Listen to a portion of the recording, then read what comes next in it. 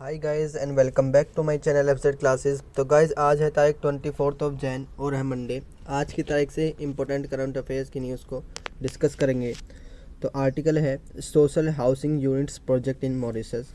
ये आर्टिकल हमारे पीआईबी से लिया गया है। पीआईबी हमारे करंट अफेयर्स के लिए एक one of the important source है।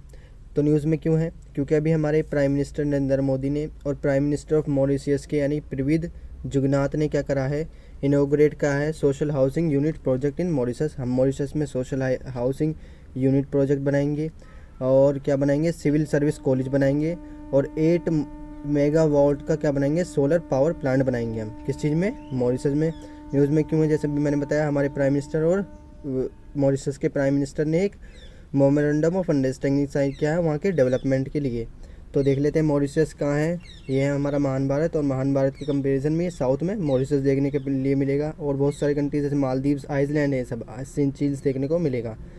तो इसके की पॉइंट क्या है कि हमारी गवर्नमेंट ने क्या है 2016 तक 353 मिलियन यूएसडी डॉलर मॉरिशस में स्पेशल इकोनॉमिक पैकेज के लिए लगा रखे हैं, जिनमें 5 प्रोजेक्ट प्रायोरिटी पाते हैं। जिसमें सबसे पहले आता है मेट्रो एक्सप्रेस प्रोजेक्ट चलाएंगे हम वहाँ पर, सुप्रीम कोर्ट बिल्डिंग बनाएंगे, न्यू ENT हॉस्पिटल बनाएंगे, डिजिटल टैबलेट्स बनाएंगे प्राइमरी स्कूल्स के लिए, प्राइमरी स्कूल्स के चिल्ड्रंस के लिए, सोशल हाउसिंग प्रोजेक्ट जो अब आया है हम उसको वहाँ पर ये बनाएंगे। ये 5 प्रोजेक्ट हम वहाँ पर बनाएंगे। Foundation stone for 2 other project क्या क्या और हम देंगे, state the art civil service college, हम वहाँ पर सिविल सर्विस कॉलेज बनाएंगे। अभी मेमोरेंडम ऑफ अंडरस्टैंडिंग इसके लिए ही साइन हुआ है। Provide a fully equipment and functional facility for the civil servant of an Mauritius, जो मॉरिशस के सिविल सर्वेंट होंगे उनको फैसिलिटीज़ हम प्रोवाइड कराएंगे। ये हमारा सब जो आएगा मिशन कम योग्य के अंदर आएगा। 8 मेगावाट्स का हम वहाँ पर सोलर पावर प्लांट लगवाएंगे, पावर पैनल के प्लांट लगवाएंगे, जिसमें 25,000 PV सेल्स जनरेट होंगे, जो कि 10,000 मॉरिशस हाउस होल्ड के लिए काफ़ी होगा। ये हमारा किसके अंदर आएगा, वन सन वन ग्रिड, जो आप जानते हैं इंडियन प्राइम मिनिस्टर और प्रेसिडेंट ऑफ फ्रांस ने ये चलाया था। ये हम first assembly of international solar alliance की क्या हुई थी, 2018 में हुई थी, ISA, जो इंटरनेशनल सोलर अलायंस है इंडिया और फ्रांस के बीच में। एक्सचेंज ऑफ 2 की बायलैटरल फैक्स, इन्होंने क्या क्या करा है, अभी इंडिया ने कहा है कि हम line of credit 190 million USD dollar किसको देंगे, मॉरिशस को देंगे, जिससे वहाँ के मेट्रो एक्सप्रेस होंगे और अदर इंफ्रास्ट्रक्चर प्रोजेक्ट क्या होगा, डेवलप होगा। और मेमोरेंडम ऑफ अंडरस्टैंडिंग साइन हुए, किस लिए साइन हुई है, स्मॉल डेवलपमेंट प्रोजेक्ट हम वहाँ पर इम्प्लीमेंट करेंगे। इंडिया मॉरिशस के रिलेशन देख लेते हैं। इंडिया और मॉरिशस के रिलेशन बहुत अच्छे हैं। इंडिपेंडेंट से पहले, मॉरिशस के इंडिपेंडेंट से भी पहले इंडिया और मॉरिशस के रिलेशन बहुत अच्छे हैं, जिसमें जो है इंडिया के लोग मॉरिशस में बहुत रहते हैं। लमसम 70% पॉपुलेशन जो मॉरिशस की वो इंडियन है। हम प्रवासी भारतीय दिवस बनाते हैं विद इंडियन डायस्पोरा के साथ। इसकी इंपॉर्टेंट क्या है इंडिया के लिए, जियो स्ट्रेटेजी के, यहाँ पर हम स्ट्रेटेजी वगैरह बना सकते हैं। इंडियन ओशन में जियो स्ट्रेटेजिक आइसलैंड है, जैसे सीचील्स हो गया, मालदीव्स हो गया, ये भी इंडिया के कंट्रोल्स में आते हैं ज़्यादातर। इनमें ही इंडिया की पॉपुलेशन बहुत ज़्यादा रहती है। ये हमारा सागर इनिशिएटिव के अंदर आता है। सागर हमने पिछले वीक भी पढ़ा था, जिसका मतलब है security and growth for all in region. जैसे साउथ में हम क्या कराएंगे, सबको ग्रोथ कराएंगे। देख लेते हैं चाइना का कंसर्न यहाँ पर देखने को मिलता है। स्ट्रिंग ऑफ पल्स मैंने पिछले वीक भी बताया था, जैसे पाकिस्तान को उसने CPEC से कनेक्ट कर रखा है, ग्वादर पोर्ट से, मालदीव्स में इन्वेस्टमेंट कर रखा है, श्रीलंका में तो हम्बन तोता पोर्ट लीज पे भी ले रखा है, म्यांमार में भी उन्होंने इन्वेस्टमेंट कर रखा है चाइना ने। African Union, Indian Ocean Rim Association हम चलाते हैं, इंडियन ओशियन कमीशन भी हम चलाते हैं, स्मॉल आइसलैंड डेवलपमेंट स्टेट्स के लिए।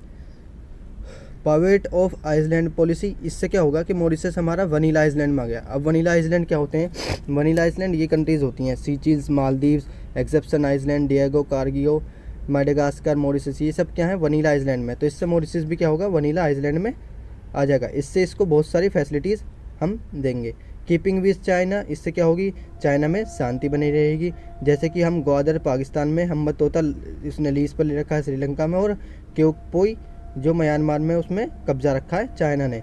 इंपॉर्टेंट डेवलपमेंट क्या है, अभी हमने क्या करा है 2021 में अप्रूव करा है साइनिंग ऑफ सेस्पा। अब जानते हैं सेस्पा प्रेफरेंशियल ट्रेड, ये ट्रेड एग्रीमेंट होते हैं। सेस्पा सेपा क्या होते हैं आज हमें बता सकते हैं आप कमेंट में, सेस्पा और सेसा।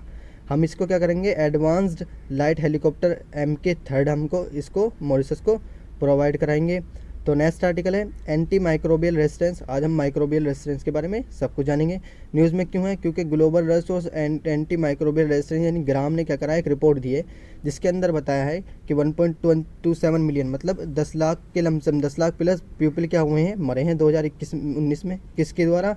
IMR के द्वारा। एंटी माइक्रोबियल रेजिस्टेंस क्या होता है हम इसे आगे समझेंगे। Cause by lower respiratory infections यानी कि उनका रेस्पिरेटरी सिस्टम ख़राब हो गया था जिसकी वजह से उन्हें सेप्सिस एक बीमारी हो गई थी और उनका वो मर गए। अब सेप्सिस क्या होती है? Sepsis occurs when chemical release in the blood stream to fight an infection.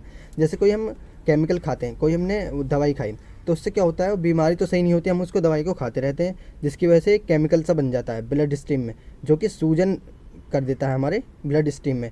इसके सिम्टम्स क्या होते हैं जिसकी वजह से ही सेप्सिस हो जाती है। सिम्टम्स क्या होते हैं? फीवर हो जाता है, डिफ़िकल्टी ब्रीथिंग, सांस लेने में परेशानी होती है, लो ब्लड प्रेशर हो जाता है, हार्ट बीट तेज चलने लगती है। इसके की पॉइंट्स क्या हैं? जैसे resistance acquired by the any microbium यानी कि बैक्टीरिया का रेजिस्टेंस बन जाता है, दवाई खाने के बाद भी ठीक नहीं होता। वायरसेस, फंगी, पैरासाइट, इसका रेजिस्टेंस बन जाता है। अब हम देखते हैं क्या होता है antibiotics resistance, how it spread, कैसे फैलता है। जैसे कोई एनिमल है, उसने क्या करा, कोई मेडिसिन खाई, उसको कोई बीमारी हुई, उसने मेडिसिन खाई, फिर वो मेडिसिन खाती रही तो उससे क्या हो गया, उसमें एंटी माइक्रोबियल रेजिस्टेंस बन गया। फिर हमने उस एनिमल को खाया, एनिमल से क्या हुआ, वो हम में फैल गई और वो किस चीज़ से? ज़्यादा गंदगी से भी फैलती है एंटी माइक्रोबियल रेजिस्टेंस। ऐसा होता है एंटी माइक्रोबियल रेजिस्टेंस। जो micro organisms anti microbial resistance फैलाते हैं उनको सुपर बग्स बोलते हैं। वर्ल्ड हेल्थ ऑर्गेनाइजेशन की भी एक रिपोर्ट आई है जिसमें ये बताया है जो AMR है वो ग्लोबल हेल्थ में 10 थ्रीड्स हैं यानी कि 10 बड़ी बीमारियों में से आती है। Reason for spread of IMR क्यों फैल रहा है? क्योंकि हम मिसयूज़ कर रहे हैं मेडिसिन का, हम छोटी सी बीमारी के लिए ज़्यादा मेडिसिन खा रहे हैं, और कंटेमिनेशन यानी कि गंदगी की वजह से ही फैल रहा है। मैन्युफैक्चरिंग साइट्स में जो गंदगी होती है उसकी वजह से ही फैलता है। IMR की इंडिया में सिचुएशन कैसी है? ये कम्बिनेशन ऑफ लार्ज पॉपुलेशन यानी कि इसकी वजह से बहुत सारी पॉपुलेशन मर जाती है हर year annually. Multidrug resistant determine, New Delhi में भी क्या हुआ था, मेटालोबेटा लैक्टोमेसनेंडियम को बनाया गया था स्प्रेड ग्लोबली को बचाने के लिए। इंडिया में ये बताया गया कि 56,000 न्यूबॉर्न डेथ होती हैं पर ईयर इसकी वजह से। ये ICMR की रिपोर्ट है, Indian council of medical research की। मेजर टेकन को ये हमारी गवर्नमेंट इनिशिएटिव क्या चलाती है इसके लिए, IMR के लिए। फर्स्ट तो है national programme on IMR contamination, ये लॉन्च हुआ था 2012 में। इसका भी यही है कि हम मेडिकल कॉलेज, बहुत सारे स्टेट में मेडिकल कॉलेज हमारे जिनमें अवेयरनेस दे IMR को लेकर। दूसरा है नेशनल एक्शन प्लान और IMR, ये वन हेल्थ अप्रोच है हेल्थ को बचाने के लिए। तीसरा है IMR surveillance and research network, ये भी 2013 में लॉन्च किया गया था। चौथा है IMR research and international collaboration, Indian council of medical research ने चलाया था। एंटीबायोटिक स्टेवर्ड्स प्रोग्राम ये भी है। तो गाइस वीडियो अच्छे लगे तो वीडियो को लाइक करें। नेक्स्ट आर्टिकल है deputation of all India services यानी सर्विसेज ऑफिसर, जो IAS होते हैं उनको लेकर बहुत दिन से न्यूज़ आ रही है। अब ये आर्टिकल हमारे GS पेपर 2 में role of civil services in Indian democracy से इंपॉर्टेंट न्यूज़ में क्यों है? क्योंकि अभी department of personal and trading जो DOPT होता है उसने क्या करा है, स्टेट्स को लिखा है यानी कि यूनियन गवर्नमेंट ने स्टेट को लिखा है कि हम इंडियन एडमिनिस्ट्रेटिव सर्विस कैडरे की क्या करेंगे, 4 रूलों को बदलेंगे जो 1954 में बनाए गए थे। अभी हम इसको समझेंगे। अब देखते हैं गाइस, जो ऑल इंडिया सर्विस होती हैं उसके अंदर 3 सर्विस आती हैं, IAS, IPS और IFS। इसको कौन चुनता है? सेंट्रल गवर्नमेंट चुनती है, UPSC इसका एग्ज़ाम कराती है। ये जो IAS, IPS, IFS होते हैं ये स्टेट में जाते हैं, डिस्ट्रिक्ट को संभालते हैं, लेकिन इनमें सेंट्रल गवर्नमेंट को कुछ समय तक सेंट्रल गवर्नमेंट को भी संभालने का होता है, यानी कि जो लास्ट का पीरियड बचता है ये उसमें सेंट्रल गवर्नमेंट के लिए काम करते हैं। तो सेंट्रल गवर्नमेंट कह रही है कि स्टेट्स क्या हो रहे हैं, हमारे पास IAS, IPS, IFS नहीं भेज रहे, ज़रूरत क्यों है इनकी सेंट्रल गवर्नमेंट में? मिनिस्ट्री, बहुत सारी मिनिस्ट्री उनको काम देखने के लिए। तो सेंट्रल गवर्नमेंट कह रही है कि स्टेट्स क्या हुए हैं, हमारे पास इनको भेज नहीं रहे। तो इस IAS क्या कह रहे हैं कि हम स्टेट्स के पास जो लेटर भेजते हैं यानी कि हमें सेंट्रल गवर्नमेंट के पास भेज दो, तो उस पर लिखा होता है नो ऑब्जेक्शन, यानी कि CM की तरफ से, स्टेट के CM की वजह से नो ऑब्जेक्शन होता है। वो नो ऑब्जेक्शन का लेटर ही नहीं दे रहे IAS को, इस वजह से वो सेंट्रल गवर्नमेंट की तरफ नहीं जा पा रहे। सेंट्रल गवर्नमेंट ने इस चीज़ को लेकर ही कहा है कि हम 6 रूल बदलेंगे। Federal nature of IAS officer, अभी मैंने जैसे आपको बता दिया कैडरे के हम 6 रूल बदलेंगे। इसको कौन हैंडल करता है IAS ऑफिसर्स को? DOPT, ये हम सब जानते हैं।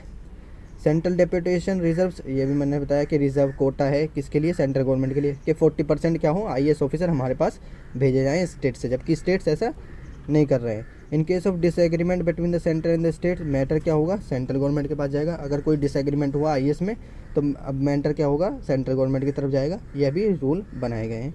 अपोजिशन, कुछ लोग कुछ स्टेट्स को अपोजिशन कर रहे हैं और कह रहे हैं इससे क्या होगा, हमारा कोऑपरेटिव फेडरलिज्म खत्म हो जाएगा, ब्यूरोक्रेसी खत्म होती हुई दिखाई देगी।